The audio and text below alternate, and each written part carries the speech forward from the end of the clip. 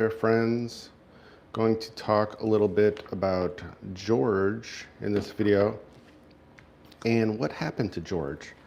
So this is an important update because a lot of you have been wondering, why didn't I get my last magazine? What's going on? Did George drop off the radar? So the short version is basically, if you think about who is doing the actual publication or production of the magazine, when you switch to a different company, and I know this from experience from making CDs or distributing music online, every company or whatever company you use, they have their specific requirements for the types of files, the size of everything. And so sizing was really the big issue. In short, they had an issue with the company that was producing it. They had to make some changes, and of course some things didn't go the way they wanted it to. And so they had to reformat the pages, the magazines themselves. And so that's why there's been a delay in getting some of you, I know I've talked to you, your recent issues of George magazine.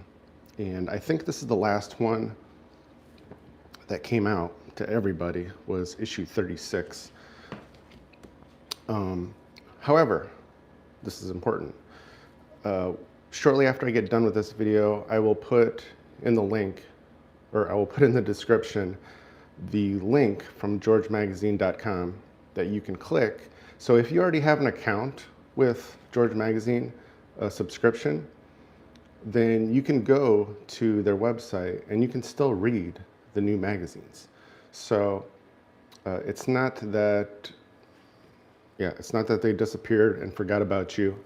It's just the issue with the hard copy print has been delayed. Okay, it's just a delay. And as far as, okay, when are you gonna get it, right? When am I gonna get my magazines? You're gonna get them probably pretty soon. So I got the word straight from George that the problem is solved, but it was just delayed, and they're gonna be shipping out everything. So I'm not going to give you an exact date because I don't want to let anybody down, but things, like I said, have been resolved, and those shipments are going to start happening. So, hey, Tom.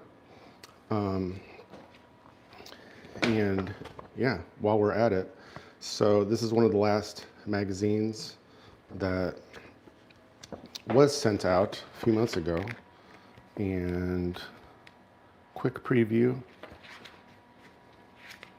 Everything about George is just beautiful, with the articles and, the pictures and the topics that are covered. And it's just all very timely. But like I've been telling you guys pretty much every time I talked about George, is it's not just, it's a beautiful magazine, which it is, but they have been given certain tools to, you could call it predicting, but just to say that they are ahead of the ball game when it comes to the journalism that most people are aware of. And all you need to do is follow George and what they're doing for probably a couple months, and you're gonna start connecting those dots for yourself, and you're gonna see, oh wow, they talked about this like 6 months ago, and look what's happening now in the world. So, and they point that stuff out all the time, but it hits different when you're actually following and reading and seeing that, oh yeah, this really is happening. So who else is here? Eileen, Deborah, good to see you all back. Coffee sip break.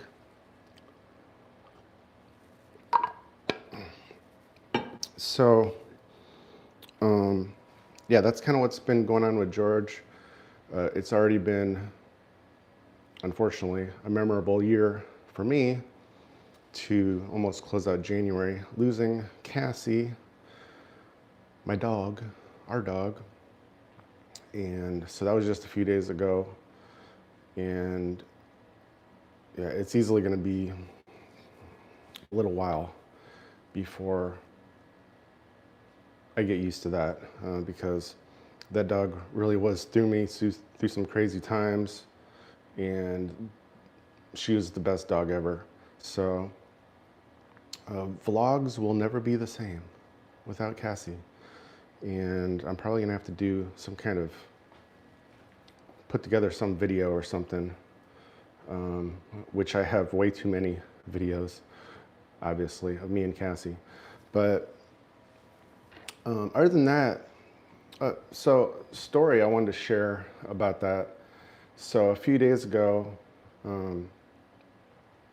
well, Cassie had issues with her hips, and we took her to the vet and basically found out, yeah, there's more going on serious, and it was like within 24 hours, basically. She couldn't move.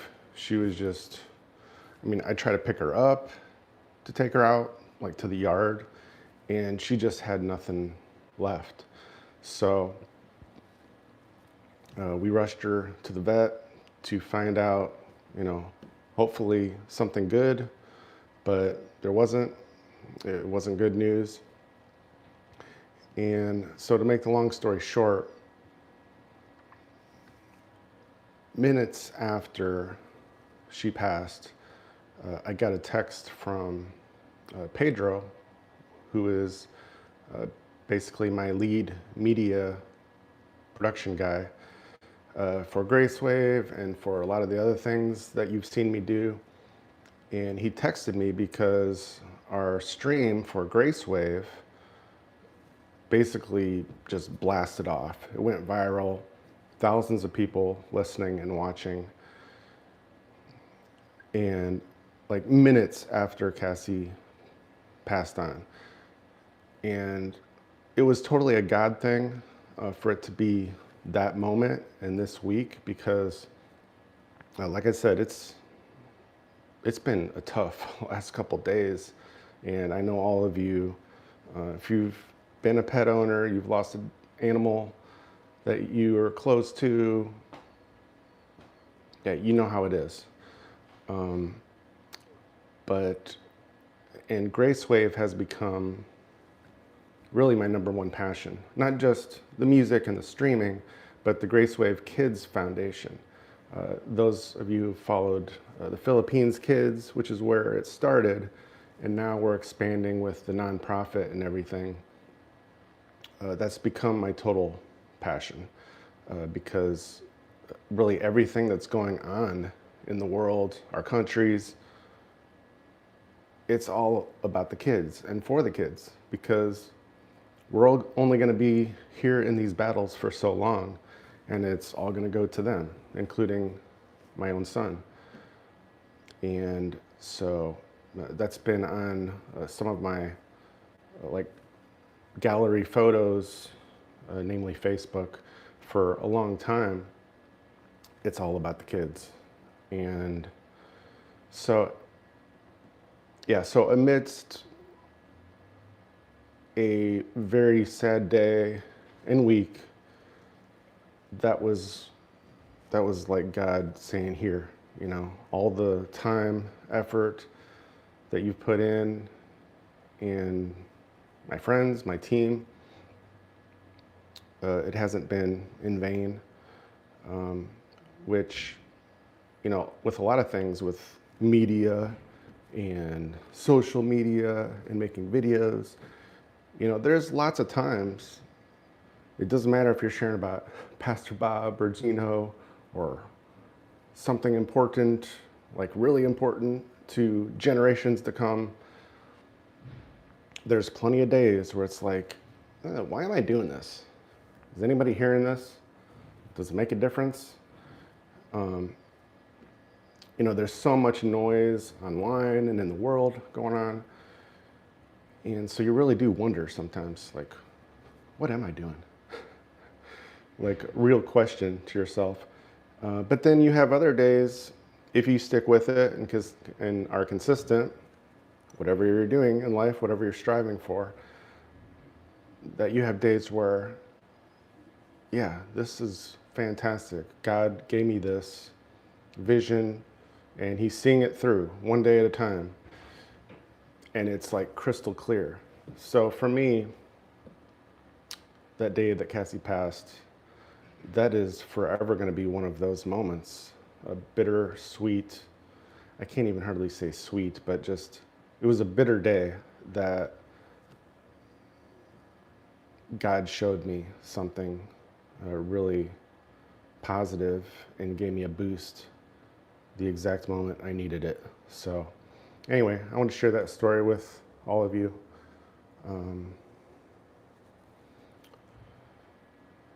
Tom asked, do you want to have a dog again? And I think it's probably going to be a long time before I get another dog. If I do, I probably will someday. I've always been a dog lover. I used to teach dogs when I was like, I don't know when I started, probably ever since I knew the concept of teaching dogs, since I was little, and just always loved hanging out with them. They were always my buddies. And then I enlisted in the Marine Corps, did all that, didn't have any animals that whole time. I mean, I was pretty busy, right, and moving around, but I didn't have any dogs through those 15 years. And then basically a year after I retired from the Marine Corps, it was one of those really tough times in life, partly because I threw myself into several things, but I didn't want to just get a job after the Marine Corps and just make money and do like normal day job.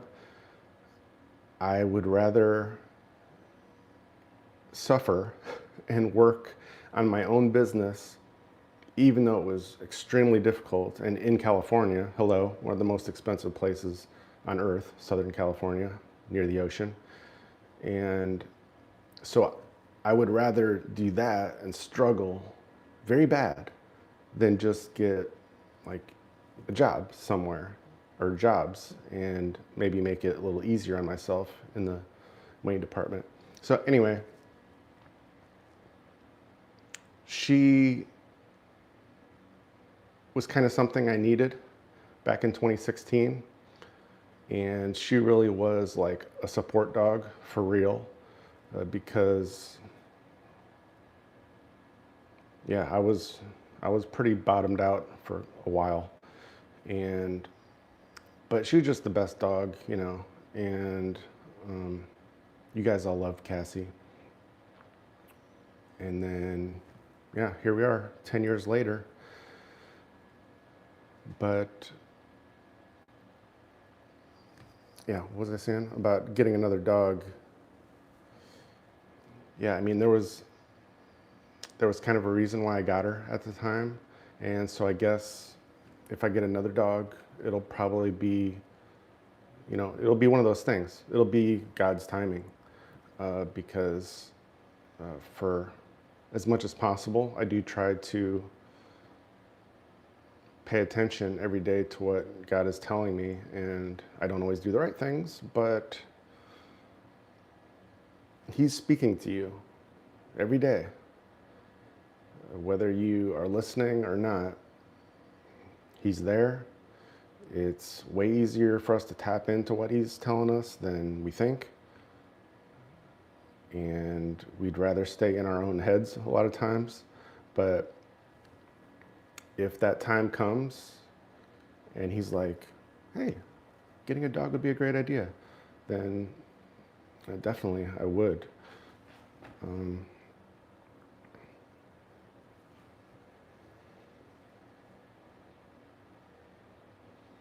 Yep, dogs, they do bring much happiness. Jermaine Perry, welcome.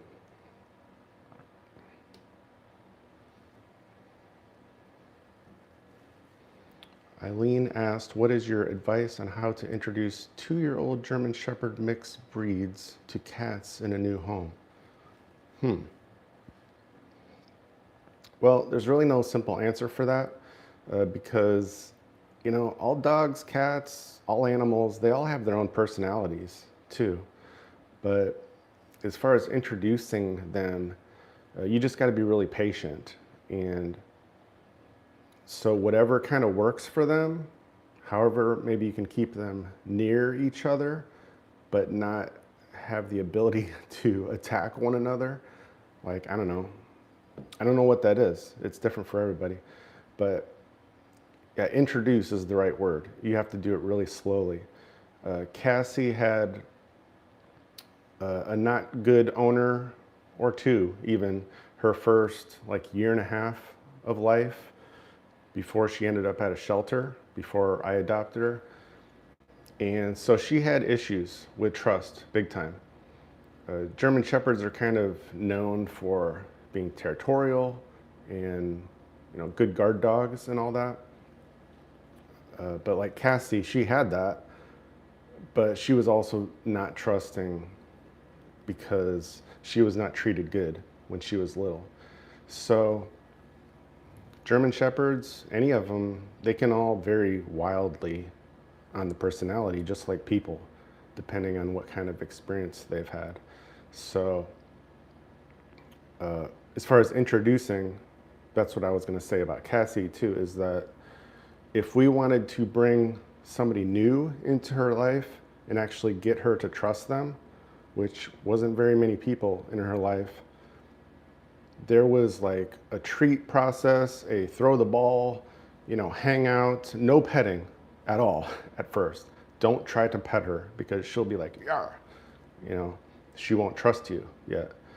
But depending on the person and how quickly she warms up to them, it could be like a couple days to probably closer to a week before she would really warm up to them.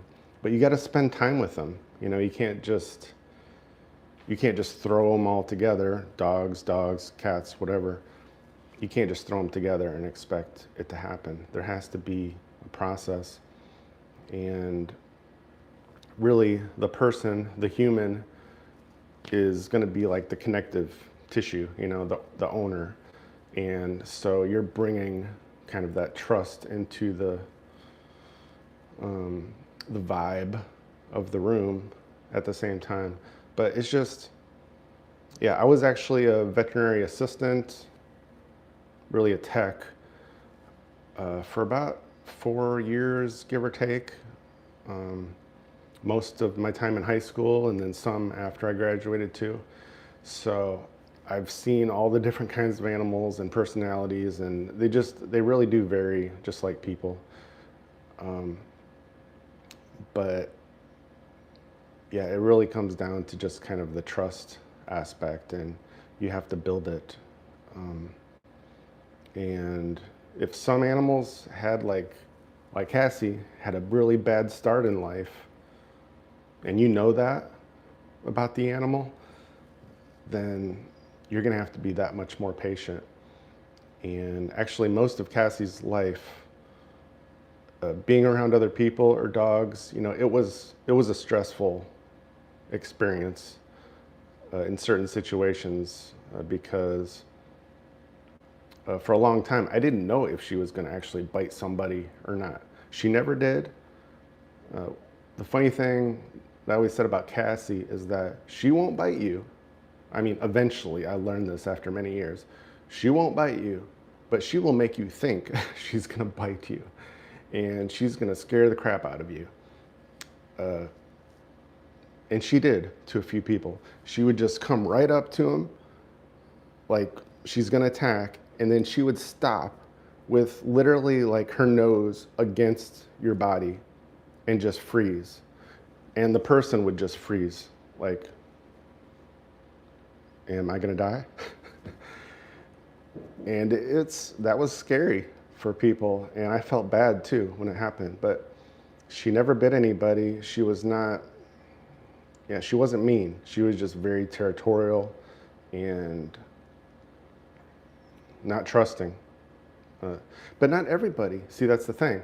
There would be certain people that, even if they were strangers, as long as they didn't like walk right up to her and try to pet her and everything, which you should never do with an animal you don't know, and just kind of acted normal, she'd walk around and pretty much be fine. But so it's just, it's kind of cool, amazing how animals do have a lot of like natural intuition, so to speak, and animals pick up on fear or lack of fear and all that stuff. So it really does, it goes a long ways how you act around them too. If you're like really nervous all the time and you're taking your animal around and they know you're nervous, like they feel nervous and they're like, what's going on and all that stuff too. So anyway, I didn't plan to turn this into animal hour, but I guess it's easy to talk about. You're welcome, Eileen. I hope that helped in some shape or form. Just be patient. Patience is the key. If you're willing to wait it out and go slowly through it and kind of figure out what their process is, you'll probably get there. There are some people who have had not great experiences though too, just like with people, right? But for the most part, I think it usually comes down to the owner, how patient they are and how willing they are to sort of figure out what the solution is. Hey there, Dale. Blessings. Good to see you. So anyway, I'm gonna wrap it up there. The title and point of this video was What's Happening with George, and it's good news. It seems bad if you got delayed on getting your magazine or calendar or whatever it is, but they just had to reformat things and get the new distribution process ironed out. So from what I just heard, that's all fixed. So now it's just a matter of getting the shipments out to everybody.